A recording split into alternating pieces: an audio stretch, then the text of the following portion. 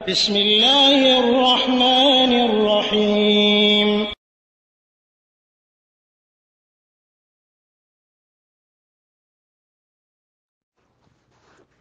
السلام عليكم ورحمة الله وبركاته. الحمد لله والصلاة والسلام على رسول الله وعلى آله وأصحابه ومن والاه. أما بعد, এক ভাই একটি ছবি দিয়েছেন, একটা ইমেজ পোস্ট করেছেন। পোস্টে বড় করে লেখা আছে, তাবিজ জায়েজ, সাহাবীদের আমল। এখানে দুইটা হাদিস পেশ করেছেন সম্মানিত লেখক মহোদয়। দুইটা হাদিস বিষয়ে কিছু বলবো, আর এই তাবিজ বিষয়ে কিছু বলবো। একই প্রশ্ন আরো ভাই করেছেন, সেজন্য এই বিষয়টা আপনাদের সামনে বলা উচিত মনে করছি। প্রথমে বলা হয়েছে যে আব্দুল্লাহ ইবনে আমর রাদিয়াল্লাহু তাআলা আনহু, উনি যেটা করতেন সেটা হলো বাচ্চাদেরকে দোয়াটা শিখাতেন। আর কথাটা একটু খেয়াল করবেন, মানে এই দোয়াটা শিক্ষা দিতেন। দোয়াটা একটা বলা হয়েছে, যদিও এই দোয়াটা এই বর্ণনার সূত্রে ঠিক নয়। আর যারা দোয়াটা মুখস্থ করতে পারেনি বা বয়সে উপনীত হয়নি, তাদের জন্য দোয়াটা লিখে ঝুলিয়ে দিতেন। কি চমৎকার কথা! তো কথাটা প্রথম এবং শেষ কথাটাকে একটু বিপরীত হলো না? একটু পড়েন তো, যে দোয়াটা শিক্ষা দিতেন, তাহলে কাকে শিক্ষা দিতেন? আবার শেষের দিকে বলছেন যে ঝুলিয়ে দিতেন। আসলে এটা একটা মানে হাদিসের সাথে দুই নাম্বারই ভাঁওতাবাজি। আর হাদিসে এটা নেও, হাদিসটা কতদূর কি সেটা ভিন্ন জিনিস, সেটা সেটার বিষয় পরে আসতেছে। কিন্তু আহ, এই হাদিসের সাথে, এই অনুবাদের সাথে মূল হাদিসের কোনো সম্পর্ক নেই। এখানে যেটা দেওয়া আছে সহিহুল জামে 701, তো সহিহুল জামের মূল গ্রন্থে 701 নম্বরে গিয়ে হাদিসটা নাম্বারটা ঠিক আছে।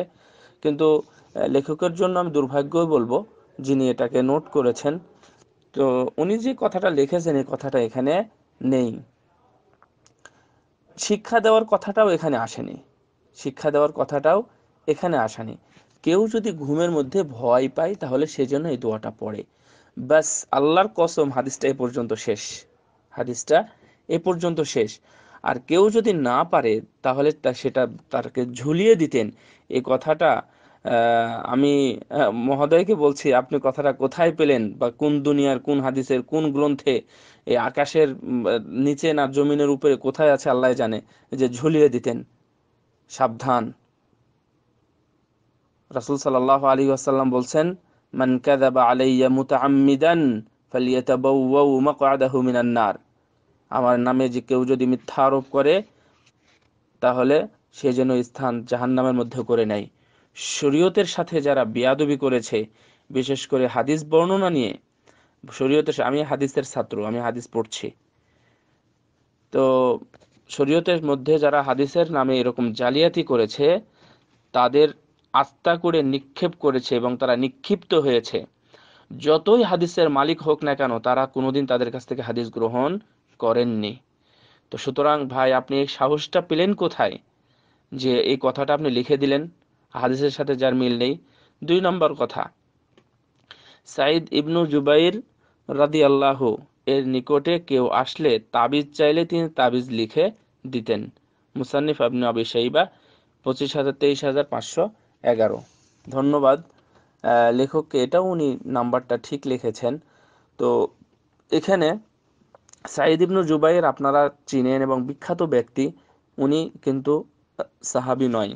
সুতরাং রাদিয়াল্লাহু আনহু লেখারও কোনো প্রশ্ন আসে না। তো ওই যে উপরে লেখা গেল যে সাহাবীদের আমল, তো সাহাবীদের আমলটা কোথায় পেলাম কি আমরা? পাইনি এখনো। আর সাইদ ইবনু জুবাইর লিখে দিতেন। সাইদ ইবনু জুবাইর এখানে আছে হাদিসটা, তো হাদিসটা আমার কাছ থেকে আপনাদেরকে পুরোটা শুনতে হবে। হাদ্দাসানা আবু বকর قال حدثنا هشيم قال حدثنا حجاج قال أخبرني من رأى سعيد بن جبير يكتب التعويذ لمن أتاه قال حجاج وسألت عطاء فقال ما سمعنا بكراهية ইল্লা মিন ক্বাবলিকুম মিন আহলিল ইরাক। মুসান্নাফ ইবনে আবি শাইবার এই হাদিসটাতে বর্ণনা করছেন। তো দেখেন বর্ণনার ভঙ্গিমাটা। হাজ্জাজ বলছেন আমাদেরকে সেই বর্ণনা করেছে যে সাইদ ইবনু জুবাইরকে দেখেছে। আবার শুনেন কথাটা, যে আমাদেরকে হাদিসটা সেই বর্ণনা করেছে যে সাইদ ইবনু জুবাইরকে দেখেছে। হাদিসের বা হাদিস শাস্ত্রে অথবা রিজাল শাস্ত্রে এটা সবচেয়ে একটা বাতিল কথা, যে মান রাআ সাইদ ইবনু জুবাইর, মানে এখানে ওই ব্যক্তির নাম উল্লেখ নেই, ওই ব্যক্তির নাম উল্লেখ নেই, এটা সরাসরি এটাই আছে। অর্থাৎ নাম না উল্লেখ করে বলছেন যে সাইদ ইবনে জুবাইরের কাছে কেউ যদি আসতো তাহলে উনি এটা লিখে দিতেন। তো হাজ্জাজ ইয়াকে বলছেন, আতাকে বলছেন রাহিমাহুল্লাহ, অর্থাৎ উনি হলেন ইবনু আব্বাসের ছাত্র। তো ওনাকে বলছেন যে আচ্ছা এই ঘটনা কি, এটা সত্য? তখন আতা বলছেন তো অবশ্য আমরা, মানে উনি ইয়া কারাহাতানের সাথে, অর্থাৎ অপছন্দ, অর্থাৎ মানে কি বলবো সেটাকে, অর্থাৎ অনেক সময় বলে না এই অপছন্দের দৃষ্টিতে আর কি, অপছন্দের দৃষ্টিতে বলছে যে আসলে এ ধরনের কথা আমরা তোমাদের কাছ থেকে শুনতেছি, ইতিপূর্বে আহলে ইরাকদের কাছ থেকেও, ইরাকবাসীদের কাছ থেকেও আমি এ ধরনের কোনো কথা শুনিনি। এই হলো হাদিসের কথা। আর এই হাদিস দিয়ে আমরা এসে বলছি যে তাবিজ জায়েজ সাহাবীদের আমল, লা ইলাহা ইল্লাল্লাহ ওয়ালা হাওলা ওয়ালা কুওয়াতা ইল্লা বিল্লাহ। এখন একটু আসেন, আর এখানে যে দোয়াটাও দেওয়া ছিল, আসলে দোয়াটাও ঠিক না। তো এই দোয়াটা, অর্থাৎ দোয়াটা অন্য সূত্রে যেটা সহিভাবে বর্ণিত হয়েছে সেটা ওইভাবে বর্ণিত হয়নি। এটা সহি বুখারী মুসলিম প্রায় সব হাদিসে এসেছে। তবে এই যে দোয়াটা এখানে দিয়েছে এটার সাথে একটু সম্পর্ক আছে। সুনানে আবু দাউদের হাদিস একটি, যে আউযু বিকালিমাতিল্লাহি তাম্মা মিন গাযাবিহি ওয়া শাররিহি ওয়া শাররি ইবাদিহি ওয়া মিন হামাযাতিশ শায়াতিন ওয়া আন ইয়াহদুরুন। এটা সহি, এই দোয়াটা পড়া যেতে পারে। এখন মানে তাবিজ সম্পর্কে রাসূল সাল্লাল্লাহু আলাইহি ওয়াসাল্লাম কি বলেছেন? রাসূল সাল্লাল্লাহু আলাইহি ওয়াসাল্লাম বলছেন, মান আল্লাকা তামিমাতান ফাকাদ আশরাকা। মুসনাদে আহমদের 17422 নম্বর হাদিস, 17422 নম্বর হাদিস। এই হাদিসে রাসূল সাল্লাল্লাহু আলাইহি ওয়াসাল্লাম বলছেন যে যে ব্যক্তি তাবিজ ঝুলালো সে শিরক করলো, যে তাবিজ ঝুলালো সে শিরক করলো। এই বিষয়ে আরো অনেক কথা আছে এবং এই হাদিসের ব্যাখ্যাও বিভিন্ন মুহাদ্দিস বিভিন্নভাবে উল্লেখ করেছেন। তো এর কিছু শাওয়াহিদ, কিছু হাদিসও আছে। আন যায়নাব ইমরাতে আব্দুল্লাহ, আন আব্দুল্লাহ, অর্থাৎ আব্দুল্লাহ বলতে আব্দুল্লাহ ইবনে মাসউদ হয়। তো আব্দুল্লাহ ইবনে মাসউদ রাদিয়াল্লাহু তাআলা আনহু উনি বলছেন যে আমি রাসূল সাল্লাল্লাহু আলাইহি ওয়াসাল্লামকে বলতে শুনেছি, ইন্নার রুকা ওয়াত তামাইম ওয়াত তাওয়ালা শিরকুন, বা তেওয়ালা শিরকুন। অর্থাৎ কোরআন সুন্নাহর বাহিরে মানুষের কথোপকথন দ্বারা যেটা ঝাড়ফুঁক করা হয় সেটা, তাবিজ এবং স্বামী স্ত্রীর মধ্যে সম্পর্ক করার জন্য আজব কিছু পন্থা, এই সমস্ত করা হচ্ছে শিরক। তো যায়নাব রাদিয়াল্লাহু আনহা উনি বলছেন, আমি বললাম লিমা তাকুলু হাদা, আসলে এটা আপনি কেন বলছেন? আল্লাহি লাকাদ কানাত আইনি তাকযিব ওয়া কুনতু আহতালিফু ইন্নী ফুলানিন ইয়াহুদি ইয়ারকিনি ফাইযা রাকানি সাকানাত।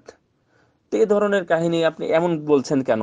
ইহুদিদের একজন মানুষ, সে একজন ব্যক্তি, সে ঝাড়ফুঁক করত, তাতে করে মানুষের অসুখ তো ভালো হয়ে যেত। তখন আব্দুল্লাহ বলছেন, ইন্নামা যাকা আমালুশ শাইতান কানা ইয়ানখুসুহা বিয়াদিহি ফাইদা রাকাহা কাফফা আনহা। আসলে এটা একটা ফাঁকিবাজি এবং ধোঁকাবাজি, এর মাধ্যমে অনেক সময় কোনো কোনো অসুখ দূর হয়। তবে তুমি মনে রেখো, ইন্নামা কানা ইয়াকফিকে আন তাকুলি কানা কানা কামা কানা রাসূলুল্লাহ সাল্লাল্লাহু আলাইহি ওয়াসাল্লাম ইয়াকুল, তোমার জন্য এটাই যথেষ্ট হবে, তুমি বলো আযহিবিল বাস রব্বান নাস ইশফি আনতাশ শাফি লা শিফাআ ইল্লা শিফাউকা শিফাআন লা ইউগাদিরু সাকামা।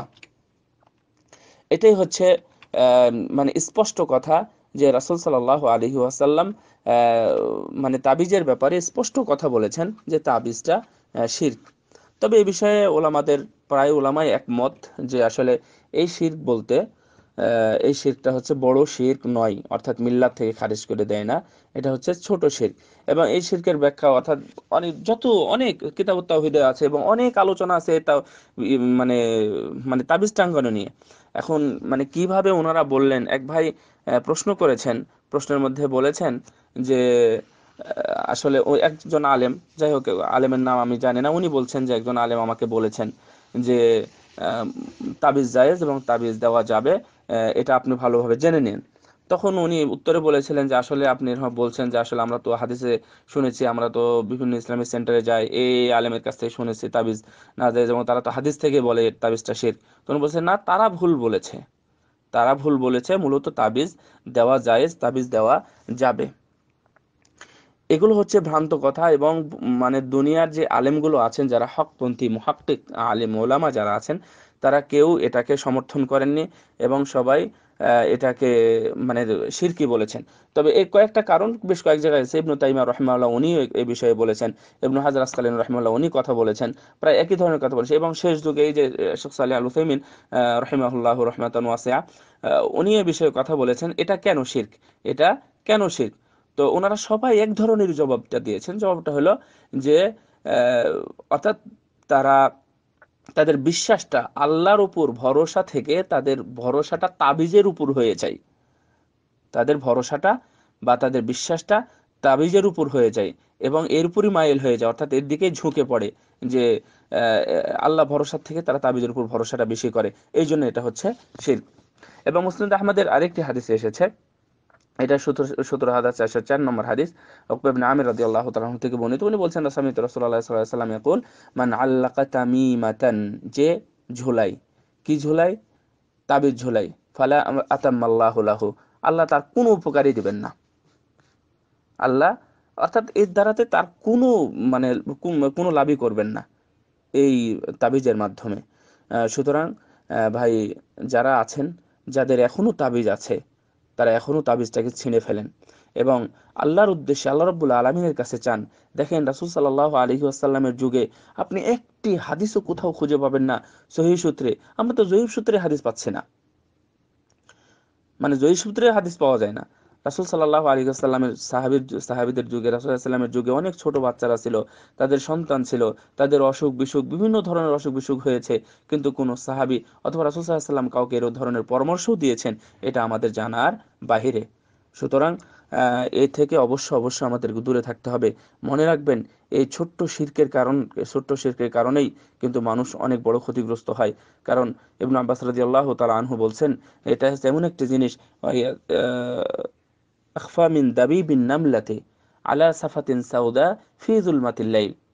অর্থাৎ এই ছোট শিরক মানুষের এমন ক্ষতি করে, ছোট শিরক মানুষ বুঝতে পারে না, এমন ভাবে ক্ষতি করে যে অন্ধকার রাত্রিতে কালো পাথরের উপরে একটি কালো পিঁপড়া যদি চলাফেরা করে, তাহলে তাকে দেখা দেখা যেমন অসম্ভব, অনুরূপ অসম্ভব হলো ছোট শিরক মানুষের ভিতরে ঢুকে যাওয়া।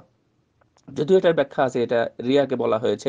অনুরূপভাবে রাসূল সাল্লাল্লাহু আলাইহি ওয়াসাল্লামও এমন অনুরূপ কথাই বলেছেন যে আমার উম্মতের জন্য এটা হচ্ছে একটা বড় ভয়। অনেক জায়গায় বিভিন্ন কয়েকটি কথা বলেছেন, তার মধ্যে এটা একটা বলেছেন যে ছোট শিরক। তো সুতরাং এই ছোট শিরকের কারণে আমাদের মধ্যে যেন বড় শিরকটা না চলে আসে। আর এই শিরক যখন আমাদের মধ্যে বাসা বাঁধে, তখন তাওহীদটা উঠে যায়। আর তাওহীদটা উঠে গেলে কিয়ামতের দিন আল্লাহ রাব্বুল আলামিন বললেন, ইবনে আদম লাউ আতাইতানি বিকুরাবিল আরদি খাতায়া লা আতাইতুকা বিকুরাবিহা মাগফিরাতান, আমি আসবো, তুমি যদি এই জমিন ভর্তি পাপ নিয়ে আসো না বান্দা, তাহলে আমি এত পরিমাণ ক্ষমা নিয়ে আমি তোমার দরবারে হাজির হব। শর্ত হলো লা তুশরিকনি বিশাই, তুমি আমার সাথে কোনো বিষয় শিরক করনি। এই অবস্থায় যদি আসো। সুতরাং আমরা যদি সেই দিন মুক্তি পেতে চাই, অবশ্যই আমাদেরকে এই বিষয়টা খেয়াল রাখতে হবে। এবং এই তাবিজের মতো এই তুচ্ছ সমাজ এমন ভাবে ছড়িয়ে আছে যে এটা কোনো সাবজেক্টই নাই, এটা কোনো বিষয়ই নাই। লা হাওলা ওয়ালা কুওয়াতা ইল্লা বিল্লাহ। আল্লাহ আমাদেরকে এই ধরনের বিপদ থেকে, ছোটখাটো বিপদ থেকে হেফাজত করুন, আমিন। ওয়া সাল্লাল্লাহু আলা নবিয়িনা মুহাম্মদ ওয়া আলা আলিহি ওয়া সাহবিহি আজমাইন।